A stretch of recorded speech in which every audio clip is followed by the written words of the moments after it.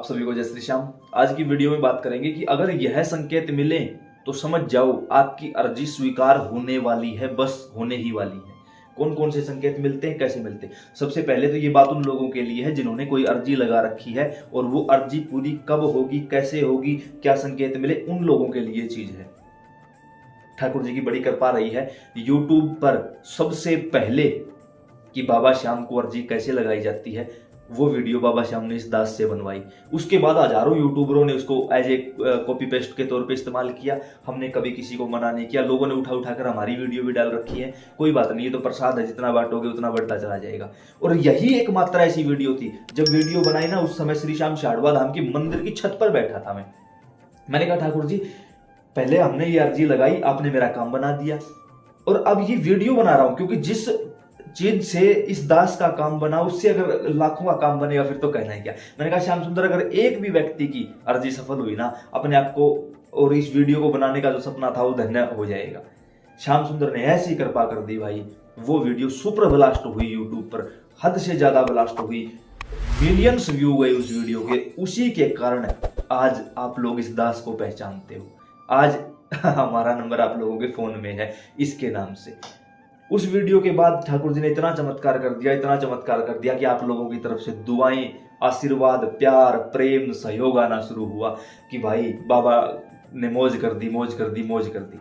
तो उसी वीडियो के संदर्भ में जिन लोगों ने नहीं देखी है ना, यूट्यूब पर सर्च करो बाबा श्याम को अर्जी कैसे लगाएं, अशोक कुमार वीडियो आ जाएगी आपके सामने और देखकर अर्जी लगा दो। आज की वीडियो का टॉपिक है कि अर्जी पूरे होने से पहले कौन से संकेत मिलते हैं।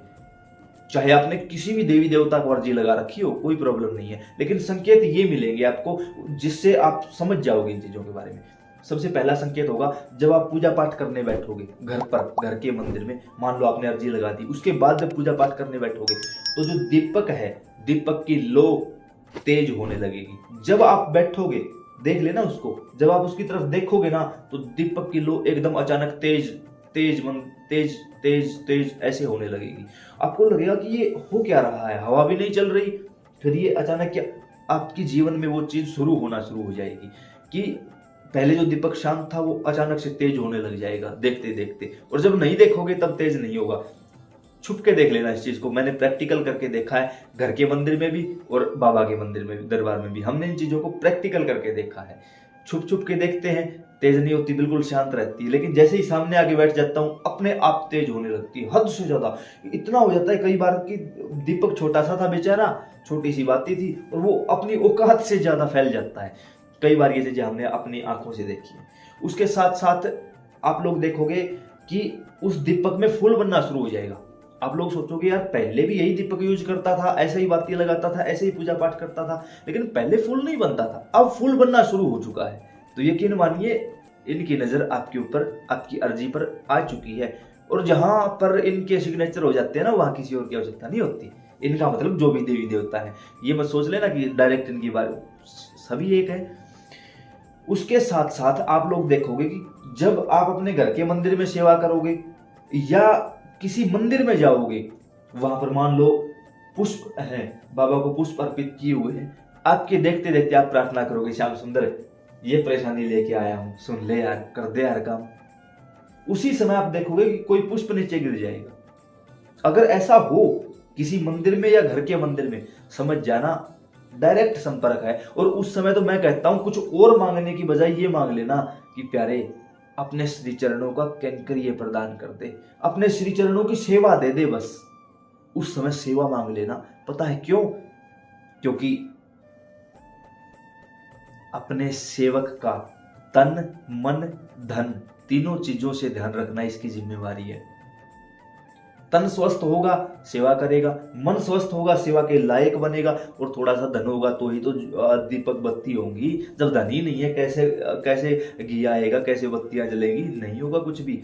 इसलिए कुछ भी मांगो ना मांगो, सेवा जरूर मांगना, क्योंकि सेवक के अधीन रहता है ये। सेवक को लगता है कि मैं सेवा कर रहा हूं, लेकिन वास्तव में ये सेवा करवा रहा होता है भाई। ऐसा भाव जागृत कर देता है ये अपने सेवक का। उसके साथ साथ अगर आपको ये संकेत मिल चुके हैं, बड़ी अच्छी बात है। अभी रिसेंटली थोड़े दिन पहले की बात है, आरती चल रही थी मंदिर में, और आरती में घंटी बजाते बजाते किसी प्रेमी की बात दिमाग में आई अपने आप ही। और वो अर्जी 2 से 3 दिन पहले लगानी थी मुझे। तो अपने आप ही जिसकी अर्जी लगवानी होती है ना, तुरंत अपने आप दिमाग में डाल देता कि उसकी अर्जी आई है, अभी लगा। तो दिमाग में वो अर्जी चल रही और जुबान से बाबा की आरती चल रही। अब मैं थोड़ा सा असमंजस में, मैंने कहा ये तो कोई बात नहीं हुई भाई, अब मैं आरती बीच में छोड़ के अर्जी कैसे लगाऊं। जैसे तैसे करके वो आरती पूरी की एक बार। तो मैंने कहा बाबा देख, माफी चाहिए इस चीज के लिए तो, लेकिन आपने ये क्यों हालात मेरे लिए ऐसे पैदा कर दिए कि दिमाग में अर्जी है, जुबान पर आरती है, ये तो अच्छी बात नहीं है। मैं क्या करूं, मैं तो साधारण जीव हूं, गलती मेरी थोड़ी है। बाबा मुस्कुराते हुए दिखाई दिए। मैंने कहा श्याम सुंदर कृपा कर दी भाई। अब हुआ कुछ ऐसा कि बाबा चलो दिमाग में आई है तो कुछ आपने सोच के डाली होगी। उस व्यक्ति का नाम पता जो कि मुझे बिल्कुल भी याद नहीं था, इसलिए मैंने उससे लिखवाया। मतलब मैंने कहा था कि भाई तू लिख के दे दे तो उस हिसाब से कुछ कर देंगे। लिख दिया था, कुछ याद नहीं था, अपने आप सब कुछ इसने याद दिलवा दिया। और याद दिलवाते मैंने कहा ठाकुर जी सुन लेना। अब बाकी होता क्या है कि जो ऊपर फूल होते हैं वो गिर सकते हैं। एक फूल चरणों में अलग से जो यहाँ प्रतिमा रखी थी, उस प्रतिमा के ऊपर सफेद रंग का पुष्प, और हर रोज मैं सिर्फ उसी पुष्प को देख के आरती करता। हर रोज वहां कभी पुजारी जी सफेद पुष्प रख देते, कभी लाल पुष्प रख। उस दिन सफेद पुष्प रखा हुआ और बिल्कुल नीचे रखा हुआ, और तुरंत नीचे गिर पड़ा। जबकि वो पुष्प कभी भी नीचे नहीं गिरता, कभी भी, क्योंकि वो पहले से नीचे। ऊपर जो पुष्प होंगे ना, वो हो सकता है आवाज से या किसी के हाथ लगने से नीचे आ जाए, लेकिन वो नीचे का पुष्प नीचे कैसे जाएगा। बिल्कुल नीचे रखा पुष्प मेरी तरफ मुख था, नीचे की तरफ हो गया। मैंने कहा श्याम सुंदर कमाल हो गया भाई। आरती हुई, सारे काम हुए, प्रसाद वितरण हुआ। मंदिर से बाहर आकर फोन निकाला, क्योंकि मंदिर में फोन साइलेंट रहता, देखते ही नहीं, आग लगे दुनिया को कोई फर्क नहीं पड़ता। जैसे ही देखा तो उस व्यक्ति का फोन आया हुआ था, मतलब उस समय आ रहा था। मैंने उठाया, उसने कहा भाई बाबा ने अर्जी स्वीकार कर ली। ये देखो भाई, ये होता चमत्कार, लाइव प्रैक्टिकल है भाई, लाइव प्रैक्टिकल। इसलिए कहता हूं बाबा श्याम को अर्जी कैसे लगाए, अशोक कुमार वीडियो देखो और अर्जी लगाओ भाई, चमत्कार ना हो तो बोलना। उसके साथ साथ अगर आपको अपने घर में 3 छिपकलियां एक साथ दिखाई दे कहीं भी, सोच लेना अर्जी पूरी होने वाली है। उसके साथ साथ सोपन के माध्यम से जिस भी देवी देवता को अर्जी लगाई है उसके दर्शन होने लगे, सोच लेना बाबा के नजदीक आपकी अरदास, आपकी अर्जी पहुंच चुकी है और बाबा की नजर आप पर आ चुकी है। उस समय आपको लगे कि हमारे घर में साधु संतों का, भक्तों का या किसी भिखारी का आना जाना बढ़ चुका है, तो सोच लेना आपकी अरदास स्वीकार होने वाली है। क्यों? मान के चलो, जब हम किसी की सहायता करते हैं निस्वार्थ भाव से, तो हमारे कर्म कटते हैं। कर्म कटने का मतलब जो हमने कभी गलती जानबूझ कर की थी, अनजाने में की थी, वो पाप हमारे दूर होने लगते हैं। इसलिए मैं बार बार कहता हूं, ऐसे पशुओं की सेवा करो जिनसे आपको कोई लाभ नहीं। घर में जो गाय भैंस हैं उनसे तो आपको दूध लेना है भाई, इसलिए आप उनकी सेवा करते हो। जो आवारा पशु हैं, जिनसे आवारा कुत्ते हैं, जिनसे आपको कोई लेना देना नहीं है, उनकी सेवा करो। आपके बुरे कर्म कटेंगे, प्रारब्ध नष्ट कर देंगे वो चीज, और उसके साथ साथ आप देखोगे कि दिन प्रतिदिन निखरना शुरू हो जाओगे आप। सबसे बड़ी चीज यही है भाई। गौशाला में भी मत जाओ, घर के पशुओं की भी जो सेवा चल रही है वो चलने दो, लेकिन और कुछ नहीं तो किसी गाय बैल को सिर्फ एक रोटी देना भी शुरू कर दो। आवारा पशुओं को, कुत्तों को रोटी डालना शुरू कर दो।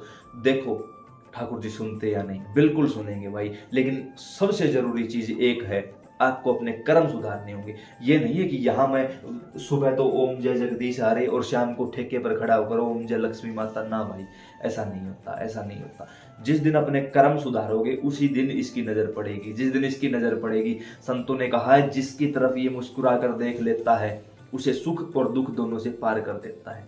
तो भाई सुख और दुख यानी जी की जलन तो जब ये मुस्कुरा के देखेगा तभी हरी जाएगी, अन्यथा नहीं।